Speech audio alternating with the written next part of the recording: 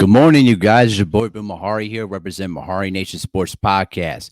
Much love to the entire LDBC and the basketball community. If you want more basketball content, tune into Basketball Conversations every Friday night, 9 p.m. Central Time. Is where we discuss basketball-related topics, news, debates, and everything else in the world of basketball. If you are new to the channel, make sure to hit the subscribe button, hit the bell icon to get all the latest notifications when I start dropping videos and live streams. If you would like to donate to the channel, there will be a PayPal and a Cash App link underneath the description box if you want to donate any money to the value of this channel. And please spread the word about the channel as well. So this is now the week of historical perspective. This is my weekly topic episode show every Monday through Friday at 8 a.m. Central Time. It's basically where I discuss, historical perspective on great players, teams, moments, series, anything else that you want me to talk about. So for this episode today on a beautiful Monday morning, we're going to discuss about Latrell Sprewell, perhaps one of the most revering slashers and probably one of the most underrated two guards in the history of NBA basketball. But people don't know much about who the man is and how about his upbringing and how he started playing basketball. Okay, so for this episode, we're going to take it down into simple steps here. We're going to talk about his childhood, how he got to the NBA, his game, his reputation, and how he left the game. Okay, so let's begin here, shall we? So Latrell Sprewell was born on September 8th, 1970 in Milwaukee, Wisconsin. Shout out to 78 Sports TV. But as a young child, okay, his parents moved to Flint, Michigan, where basically he was living there throughout the majority of his childhood. But when his parents basically separated during Sprewell's sophomore year in high school, he moved back to Milwaukee, Wisconsin with his mother, where basically he attended Washington High School. Now, where he started playing basketball, he started basketball pretty much very, very late. He didn't play basketball, pretty much as a youngster, and then only started, having fun with it as a kid as he turned into a teenager. But he didn't play competitive basketball or organized ball seriously until his senior year, when he was basically approached by the basketball coach in the hallway and just invited him for a tryout. And not only that Latrell Sprewell was able to make the team, you know what I'm saying? He was basically their leader in scoring when he averaged about 28 points per game during his senior year in high school. Although he didn't get any scholarship opportunities because he only played 1 year in high school. You know what I'm saying? So imagine if Latrell Sprewell could have decided to play all 4 years in high school. He would have had scholarships galore. He would have had all sorts of offers coming into his way, but it wasn't meant to be. So therefore, he had to take a little bit of a back road to get to where he wanted to go. So he basically rolled into a junior college called Three Rivers Junior College, also in Wisconsin. Okay. And this is where he began building his reputation as an excellent defensive specialist, slashing scorer, and one of the best mid-range shooters of his time. Okay. And when you look back of his record book back in Three Rivers College, okay, he still holds the record for the most career points throughout his career. He played 65 games in his 2 years in Three Rivers College, okay? And he scored over 1,488 points. He still holds records for free throw attempts and free throw makes, okay, and field goals makes, and also points in a season, where he basically averaged when he basically scored over 1,664 points in his career. You understand what I'm saying? And pretty much he averaged about 26 points per game during the 2 years when he was playing in junior college. So when he pretty much was dominating in the junior college level, it was pretty much his ticket to go to the Division I level, where he ended up transferring to the University of Alabama, where he became teammates with another future player in Robert Horry, who went on to win 7 NBA championships, and Jason Caffey, who was a freshman at the time, but pretty much was one of the guys that won 2 championships with the Chicago Bulls in 96 through 97. All right. So when his college career came to an end, okay, he was actually named All SEC Conference. All right. And pretty much averaged 17.8 points per game during his career. So when he came into the NBA draft in the 92 draft, it was one of the lowest draft classes you'll ever get, when you got Shaquille O'Neal and also Alonzo Mourning as your 2 top picks in the draft. But you also had Christian Laettner, you had Jimmy Jackson, And also he had Sam Cassell, though, too, who was also an underrated player and also won 2 NBA championships with the Rockets. But he basically was ended up selected 24th overall by the Golden State Warriors and basically made a huge impact immediately when he started his career. In his rookie year, he averaged about 15.4 points per game. He basically shot in his rookie year. He shot 36% from the 3-point line. He shot 46% from the field, and basically shot 74% from the free throw line. And he averaged about 1.6 steals per game. Really, really good rookie year, despite the fact that he was being selected 24th overall and basically was playing in a team where he was basically playing behind Billy Owens, Chris Mullin, and then also Tim Hardaway too. And so he really made himself a huge impact. And then his second year ended up being much better because by that time, he averaged about 21 points per game. He started all 82 games. He shot 43% from the field, the same 36% from 3-point range, and shot 77% from the free throw line. And also established career highs in rebounding, averaging about 1.9 rebounds per game and basically averaged 2.2 steals per game. During that entire 93-94 season, when pretty much Michael Jordan was pretty much retired from the league, he actually made first team All-NBA and made his first All-Star appearance in 1994. So pretty much this guy was pretty much making himself a really good reputation in the NBA as one of the best electrifying scorers and one of the most hardworking defenders in the NBA. But let's keep this in mind here. Latrell Sprewell was basically an dynamic type of person. He was basically an angry, confrontational person that pretty much, always got in the way himself a lot of the times. And this is going to come into key later on. But there were some stories that I found out about Latrell Sprewell that really just got me surprised here. So pretty much in 1993, during his rookie year, he pretty much fought against a teammate by the name of Byron Houston, who was basically a power forward who was basically 50 pounds heavier than Latrell Sprewell. You know what I mean? And and listen, Sprewell was basically around 6'5", reigned at least right around at least 195 pounds. So good luck trying to win that fight. But it gets even interesting. So in 1995 too, as well, there was also another incident. It was an incident in 95 where basically he fought against another teammate in Jerome Kersey. But then he came back to practice and basically grabbed a 2x4 and was ready to use the 2x4 to swing Jerome Kersey in the head with it, and also threatened to come back with a loaded pistol. Thankfully, that never happened. But these were the kind of incidents that people are starting to notice about Latrell Sprewell. You just better think that there was no social media at the time during the 90s, because if all those incidents came out today, there was no chance that he would have survived in today's NBA with that kind of reputation. Okay, but he continued to keep on playing. But by that period of time, the team was pretty much moving in a different direction, but his point averages continued to improve.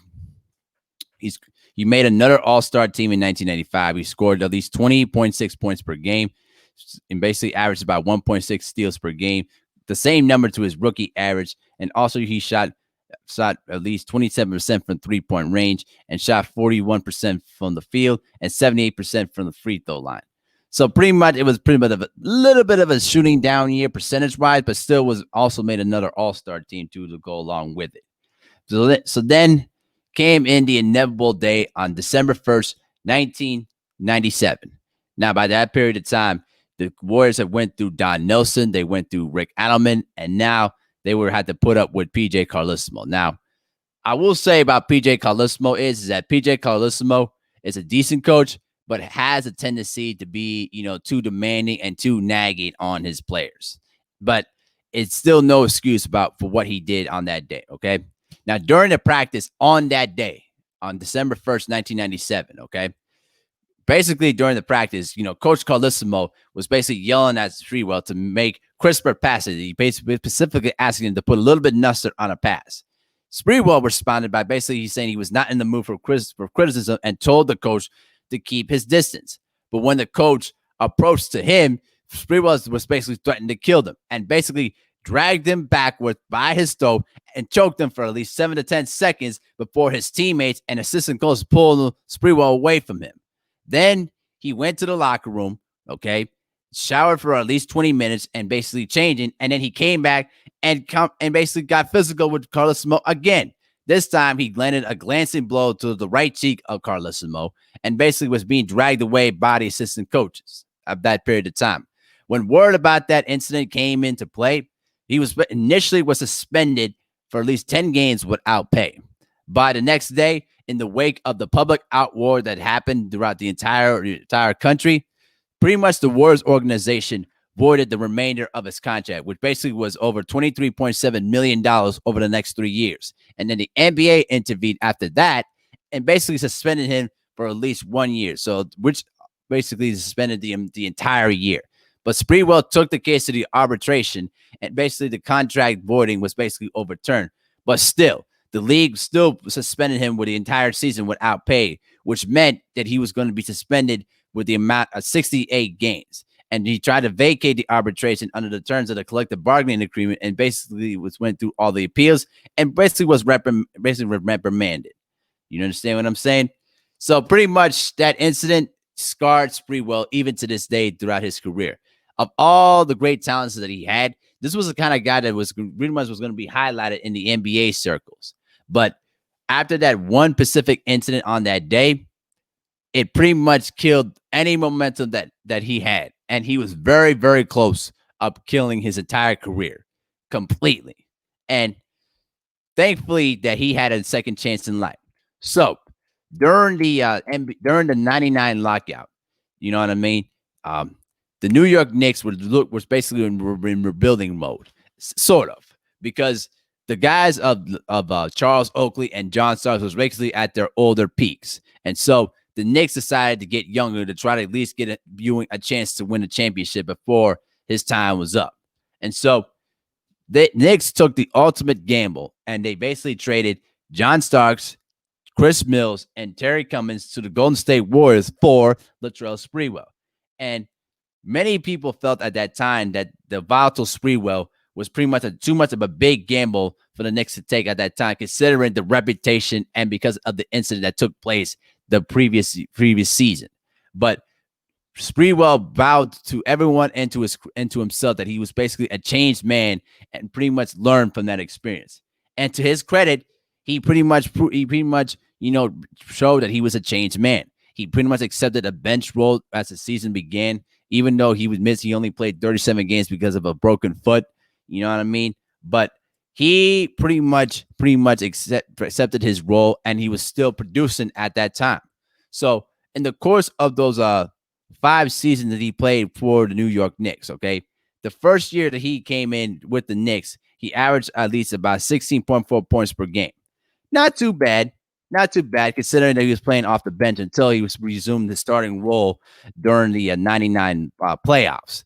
But the big key reason why the Knicks took a chance on him was because he was a big-time scorer, and they needed somebody to play the 2-guard or small forward position, considering the fact that at that time John Starks was too inconsistent. It was too inconsistent to a fault, and his erratic shooting really left the Knicks in big holes in many playoff games. But over the course of the 5 seasons that he played with the Knicks, he averaged 17.9 points per game.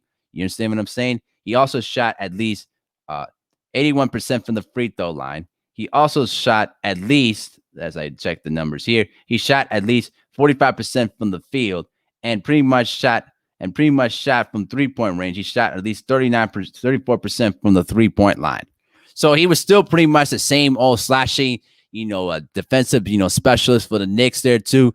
And he was really an excellent compliment to Allen Houston. They became an excellent 1-2 punch type of scoring duo with Larry Johnson at the power forward position and Patrick Ewing at the center. And he really balled out in the NBA Finals though too, because the New York Knicks of the 99 season became the first A-seeded team, and to this day, the only A-seeded team in NBA history to even make it to the NBA Finals, which is an unbelievable accomplishment. And to this day, there's only been at least 3 more A-seeded teams that have beaten the number one during this era. But unfortunately, none of those teams, made it as far as to the conference finals. So the 99 Knicks was really one of the big landmarks of making it to the NBA Finals as an 8 seed. And to this day, they really are high regard in NBA history. But during that series alone, Sprewell pretty much played the best basketball of his career. During that 5-game series in which the Knicks lost, he averaged 26 points per game. He shot at 41% from the field and shot 84% from the free throw line. That is really excellent numbers there, too, including that great duel that he had with Tim Duncan when he scored 35 points in the deciding in game 5 in the Garden. And one of the biggest moments of that game is when he basically was going up against Jaren Jackson on a fast break and pretty much went over the top of him to slam it in his face. It was unbelievable bedlam there. And pretty much people thought that there was the one play that pretty much helped the Knicks would win that game and force the series to a 6 game, but it wasn't meant to be. But he helped lead the Knicks to the conference finals back in 2000, but then also lost the 6 games to the Indiana Pacers. And pretty much was keeping up the same level of production and also made an all-star team in 2001 too as well. But he also got traded to the by that time he pretty much was traded to the Minnesota Timberwolves in a 4-team trade in 2003. And he was part of one of the highest scoring trios alongside Kevin Garnett, who won MVP that year, and veteran point guard Sam Cassell. You know what I mean? This team is still the greatest team in Minnesota Timberwolves history that won 58 regular season games and made it to the Western Conference Finals when they ended up losing to the LA Lakers. But after the Timberwolves gave Garnett another $100 million deal, the Timberwolves tried to offer Latrell Sprewell 3 years and $21 million of a contract extension, which is essentially less than what his current contract paid him at the period of time. This is where he made one of the most infamous quotes in the history of basketball. This is what he basically said to Sports Illustrated back in 2004. And quote, why would I want to help them win a title? They're not going to do anything for me. I'm at risk. I have a lot of risk here. I got a family to feed. Yeah, that line stuck with Sprewell, just like with the choking incident. And he pretty much declined the contract extension, and he had the worst season of his career on the final year of his contract, and he left the Timberwolves as a free agent. And although he had offers from the Denver Nuggets, Cavaliers, and Rockets probably interested of signing him, but none of them ended up signing him to a contract. But one more month into that 2005-2006 season, he still wasn't signed. His agent at the time pretty much said that Sprewell would rather retire than play for the NBA minimum salary, which pretty much was basically illustrating the point that he wasn't desperate for money at this particular point. All right. So pretty much at that time, his agent pretty much said that Sprewell would not be interested for any team for $5 million mid-level exception. He said, calling that amount, which would be beneath which Sprewell would not stoop or kneel to. And in March of 2006, he had contract offers by the Dallas Mavericks and the San Antonio Spurs, who were basically top contenders to win an NBA championship. But Sprewell didn't follow up on their offers, and he continued to remain a free agent. And then that's where pretty much his career, ended. It ended in the weirdest way. He didn't have a gracious end to his career. It just ended. You know what I mean? And he ended his career pretty much averaging 18.8 points per game, 4.2 assists per game, 4.1 rebounds per game. And his career also averages those too. He also averaged about 1.4 steals per game, which is really, really a good career for himself, even though that it ended very, very weirdly. But his post-basketball career has not been one of the best of times for him. So in August 30th of 2006, Milwaukee police investigated the claim of a 21-year-old female that she and himself were having consensual sex aboard his yacht. You know what I mean? And then basically, the police declined to press his charges, and then pretty much because there was no substantial evidence. Then things got really worse. On August 22nd of 2007, Sprewell's yacht was basically repossessed by the federal marshals. he had failed to continue to pay and insuring the vessel, for which he reportedly still owed them approximately $1.3 million. And then in February of 2008, the yacht was basically auctioned for $856,000 after basically Sprewell defaulted on the mortgage. Then 3 months later, a Milwaukee area owned by Sprewell was also went into foreclosure. So pretty much the guy was making about at least over $100 million in his career, but ended up in foreclosure because apparently he wasn't good. He wasn't smart to really manage his finances and stuff like that. So he was pretty much a guy that was pretty much, lived his life to the fullest. The one thing that I also learned from him is that in that same rookie year, he became the first rookie to pretty much accumulate over 1,000 points, 250 rebounds, 250 assists, and 100 steals, and 50 blocks in a season. This guy really was a guy that really is talented and really could do a lot of different things. But unfortunately, what really hurt his reputation was the attitude and just the weird decisions that he would make, outside of basketball that really pretty much put his basketball skills, through the poverty line per se. And why is he much of an outcast, during that time before he basically was rejoined by the Knicks organization during one of their, during their 99 championship, during their 99, team ceremony, because of the choices he made and basically his attitude and basically the way he did himself all the time. And unfortunately, the choking incident still haunts him to this day. They have never had an opportunity to talk about it. PJ Carlissimo and Latrell never had spoken to each other either publicly or even privately to discuss about what happened. And I don't know if it ever will. I've also read, in some articles in the past where, Carlos was not really interested in reconciliation. And I don't think Sprewell's even entertained the thought about it either. So, I just wanted to, give you guys a perspective about, about his career, but also about his personality, but also in the fact that this guy, as talented as he was, didn't make the brightest decisions. And, his skill set and what he achieved in the NBA, unfortunately, gets negated on the fact of all the things that I talked about. The infamous quote about the family feud thing in 2004, and then also the infamous choking incident. All these things, came into a head that pretty much put a really stain on his reputation of his NBA career, which is very unfortunate though, because he was really, really a talented player and a guy that really can do a lot of good things for your team when his head was on straight. And unfortunately, his head was not always on straight, and he made, irrational decisions that are going to haunt him for the rest of his life. You know what I'm saying? But let me know what you guys think in the comment section. Let me know what your memories about Latrell Sprewell, and tune into more videos later on in the day. Y'all have a great day, guys.